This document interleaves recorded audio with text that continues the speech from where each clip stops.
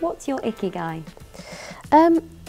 So my ikigai, my reason for being, is something I think I'm still figuring out. I have a passion for travel. I worked in the industry a few years ago, and it's definitely something I want to get back to at some point. I'm also a mother of a 2-year-old, so that is definitely a big reason for my being, and he definitely gets me out of bed in the morning. And likewise, trying new things, I think that's really important for me, and that is a massive reason for my being personally.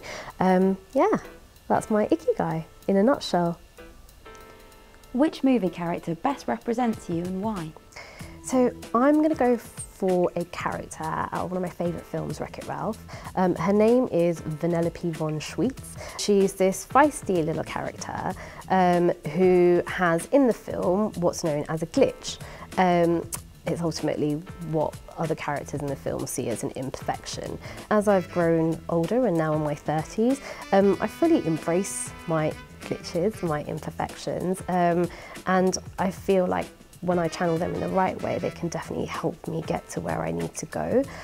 So that is why I would pick Vanellope from Wreck-It Ralph. Who is your female role model in tech and why? So I actually have 2 female role models in tech. Both of them are very close to home. They're old bosses of mine, and they've remained very close mentors and helped me get through some challenges that I've faced personally. So for example, when I became a mum, it was really difficult to balance motherhood with wanting to continue progressing my career. And I've also seen them themselves go through highs and lows in their careers, and watching them overcome that with grit and resilience has just been a massive privilege for me, and they are my role models for that reason. Which app could you not live without and why? So it's a real cliche, but it has to be Google Maps. I rely on it to just get around. I think I even most times order my Uber through Google Maps. So yeah, it would have to be Google Maps for me, yeah. What piece of advice would you give to your 21-year-old self? So I would tell my 21-year-old self 2 things. The first thing would be travel way more than I did. The second thing would be don't get so bogged down by the more trivial, smaller things in life. I know at the time they seem massively important, but actually 10 years down the line, you're not even going to remember them. They're insignificant, so just don't let it drag you down. What's the harshest feedback you've ever received? So the harshest feedback I've ever received was from a colleague who told me that if there was a promotion going in the team, they didn't think I would get it.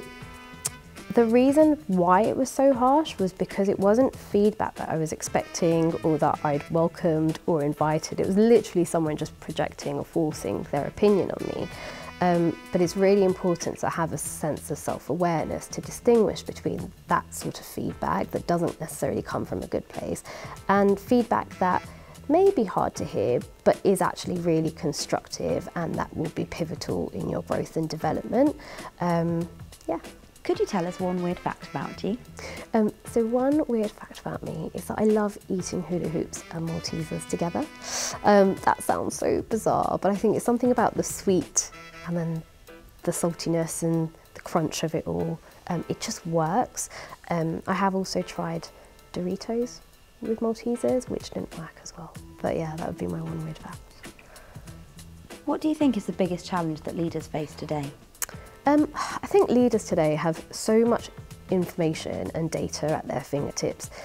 We have more insights available to us, and often sifting through all that information and knowing where to make your decisions or how to make your decisions off the back of that data can be quite a challenging thing to do, purely because there is so much of it. And I think that's where listening to your teams and your advisors around you can be really key, but also never forgetting we should listen to our instincts when we are sometimes overwhelmed with the information that we have in front of us. What's your motto in life? My motto in life is to live life to the fullest. Sometimes you have to be willing to throw the rules out the window.